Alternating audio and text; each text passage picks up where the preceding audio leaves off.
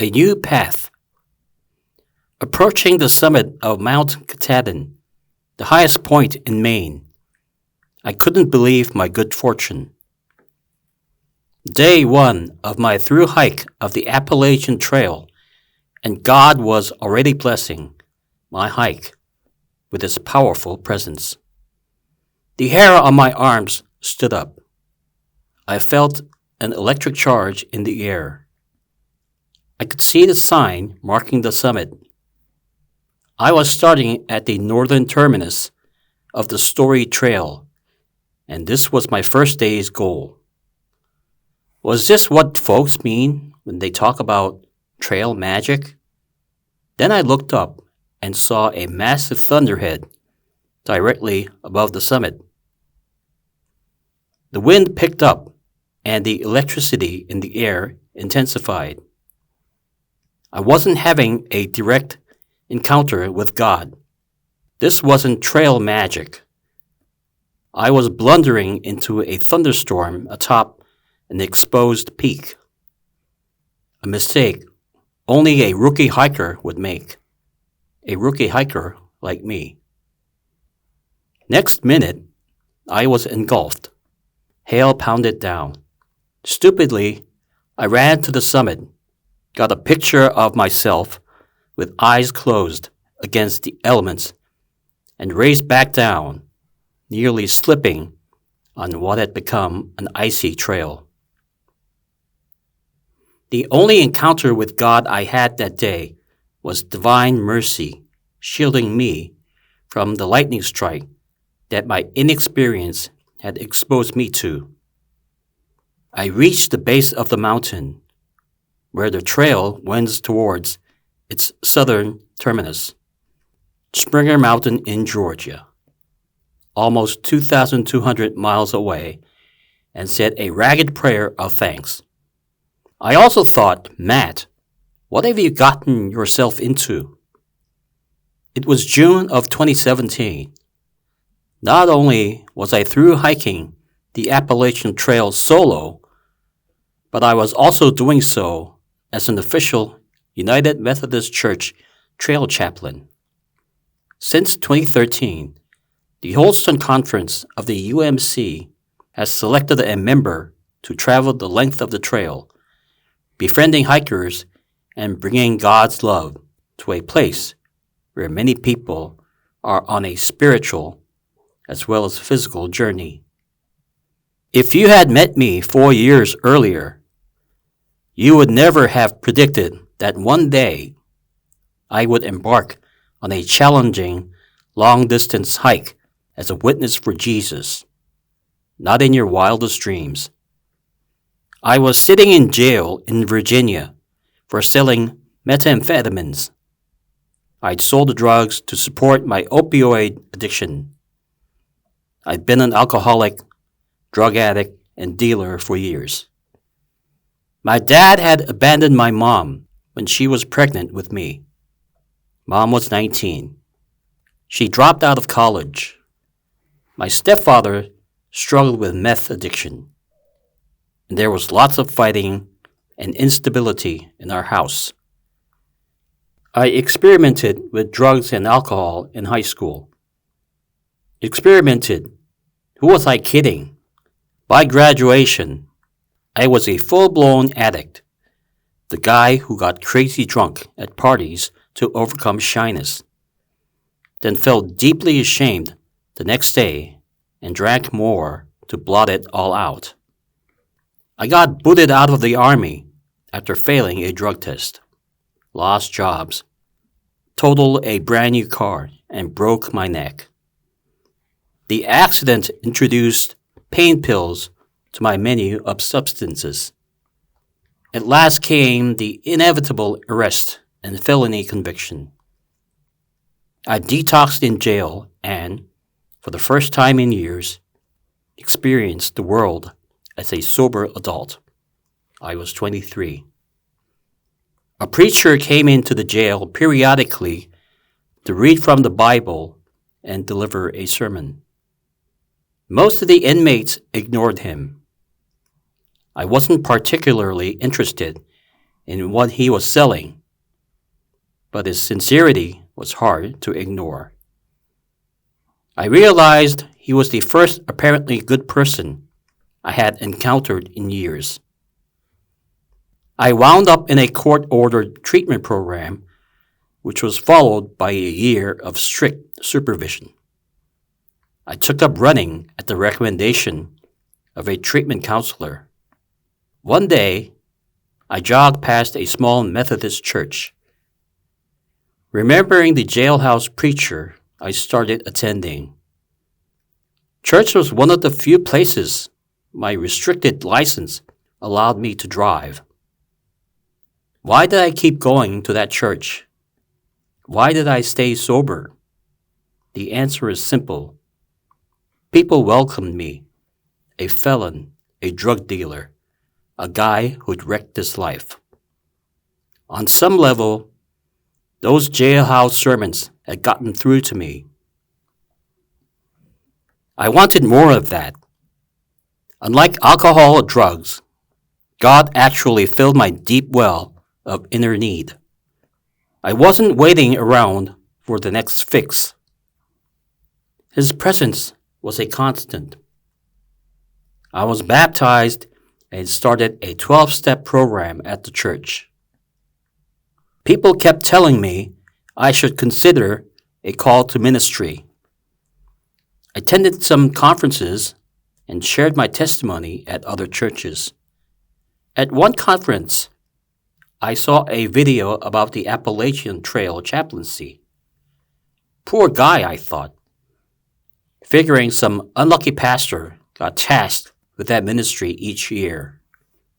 I'd added occasional hikes to my workout routine, and some friends got the mistaken impression I loved being in nature. My main experience with the great outdoors had been passing out on my way home from parties. Matt, you should apply for this trail chaplaincy, a friend urged. You had to apply to torture yourself like that? You'll meet people in a conference during the interviews. Think about it. I did want to meet more people in the church. I figured I was such a newbie, I'd never get picked. I applied. A few months later, I was shaking hands with an enthusiastic interview panel and being told to start buying the gear I'd need. With help from the church, I had almost 8 months to prepare. By the time I blundered into that hailstorm on Katahdin, I was physically fit, but still very inexperienced in the wilderness and in ministry. It was one thing to share my story in a 12-step group or at a church service. I couldn't picture going up to a stranger and saying, "Hi, want to talk to an ex-junkie about Jesus?"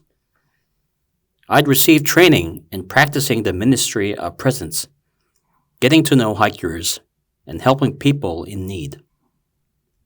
I planned to lean on that training and share the Gospels when asked. The day after Katahdin, I set out through Maine's 100-mile wilderness. I vowed to be more careful, and I realized that no matter how nervous you feel, when you're hiking, you have no choice but to put one foot in front of the other, a little like sobriety. Life becomes very simple when it's one step at a time. Everyone on the AT adopts a trail name, a nickname expressing something about you.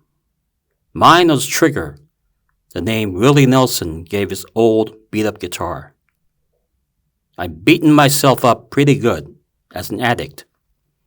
I prayed I had what it took to meet this responsibility. In July, I pulled off the trail to resupply in Stratton, Maine. I ended up eating with other hikers at a hostel. A burly guy struck up a conversation. He was a retired Marine, hiking the trail north with his wife. Because of their early start, They were nearing the end. At first, I didn't know why I was out here, he said. In the Smoky Mountains, I realized I'm looking for a purpose. The military was always my purpose. Now I think I need something spiritual. He eyed me. Cool, I said. I'm a United Methodist Trail chaplain. The church sends one each year to meet hikers. He brightened. You mean a church cares enough to send a minister to meet someone like me? It's what Jesus did, I said. He blinked back tears. Thank you, man. I think I just found my answer. That was better than any electric charge in the air. This was more than trail magic. For the rest of the hike, I would stumble into many such conversations. I met people grieving a loved one or wrestling with a big life transition. Many had endured struggles with addiction. They were encouraged to learn that a chaplain had shared that struggle. What I'd always thought of as my weakness turned out to be a ministerial strength. Not everyone was happy when they learned I was a chaplain. One woman in New Hampshire pushed back. I'm Jewish, she said. I'm not here to convert anyone, I told her. Just meet people where they are. She relaxed and we discovered a shared love of the musician John Prine. We ended up singing a duet of his song, Angel from Montgomery. I hiked through bugs, rain, stifling heat, freezing cold. I got blisters and muscle aches. I was always dirty. Many days I hiked alone. Each night, I crowded into a lean-to with other hikers to share food, sleeping space, and stories. I wended through New Hampshire's granite peaks, the old hills of Massachusetts, the mid-Atlantic's gentle landscapes, notorious for rocks, roots, and mud, and the wooded heights of the Great Smoky Mountains. The trail became its own world. The farther I hiked, the more I felt God was beside me, step by step, guiding my way as He had since I got sober. Growing up in a chaotic household, I'd always assumed there was something wrong with me. I wasted years hiding my insecurities behind a fog of addiction. On the AT, all I had was myself, the stuff in my pack, and God. Life was reduced to its essence. It was fall as I entered Georgia. The leaves were gone and nights were frosty. I approached the trail's end with mixed feelings. A crowd of church people, friends, and family would be waiting. Thoughts of a warm bed and a burger were enticing. I would miss the simplicity of the trail and my daily conversations with strangers. Maybe everyone was right.